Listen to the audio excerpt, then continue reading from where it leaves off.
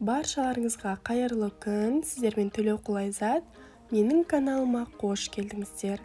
Бүгін сіздермен әр жыл сайын аңсап күтетін көже, наурыз көже рецептісімен бөлісетін боламын. Наурыз көже қазақтың ұлттық тағамы және құрамы кем дегенде 7 түрлі азықтық заттан тұрады. Бүгін сіздерге өз нұсқамды ұсынамын. Ең алдымен үлкен қазанға салқын су құйып, ет пен қазыны саламыз. Қалауларыңыз бойынша қарта да қоссаңыздар болады. Қақпағын жауып, жоғарғы отта қайнатамыз. Сол уақытта бидай қатты болғандықтан, оны басқа ыдыста алдын ала пісіріп аламыз.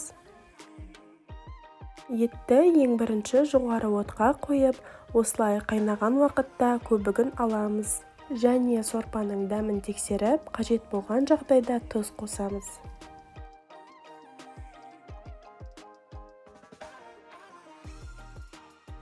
Бидайда қайнаған соң, оған тұз қосып, орташа отта шамамен 1-1,5 сағат пісіреміз. Біздің етіміз 2-2,5 сағатта пісті. Енді оны басқа ыдысқа түсіріп аламыз.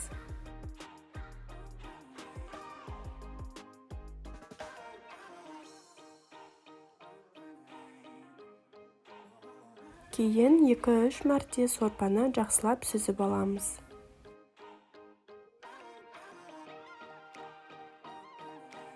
Келесіде бізге қажетті қоспалар, ол алдын ала пісірілген бидай, қара құмық, айран және де құрт. Қайнап жатқан сорпамызға қара құмықты салып, шамамен 10-15 минут пісіріп аламыз.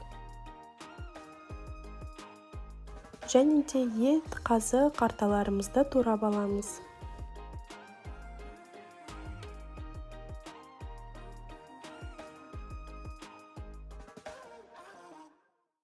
Енді піскен қара құмықтың үстінен сорпамызға алдын ала дайындаған бидайды саламыз.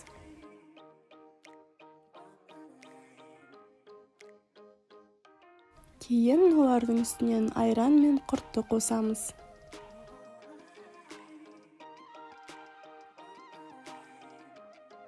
Ең соңында ет пен қазыны қалаған мөлшерде саламыз. Мен қалған бөлігін басқа ыдысқа салып, көжемен бірге ұсынамын. Міне бүгінгі менің нұсқамда дайындалған наурыз көже дайын. Өте ерекше дәмді болып шығады. Міндетті түрде дайындап көріңіздер. Видео ұнады деген үміттемін. Сіздермен болған Төлеуқұл Айзат. Ұлыс оң болсын, ақ мол болсын, наурыз құтты болсын.